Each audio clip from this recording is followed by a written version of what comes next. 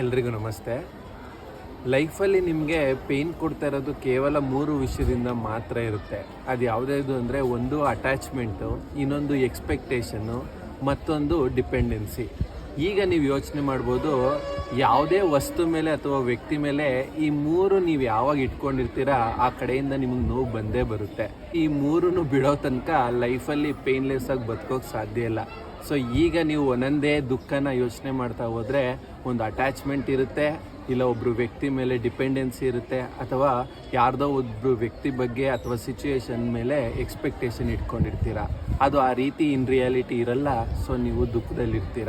ಆದಷ್ಟು ಇದನ್ನು ನಮ್ಮ ಲೈಫಲ್ಲಿ ಈ ಸ್ವಭಾವನ ಅಥವಾ ಈ ವೀಕ್ನೆಸ್ನ ನಾವು ಬಿಡ್ತಾ ಹೋಗ್ಬೇಕು. ನಮಸ್ತೆ.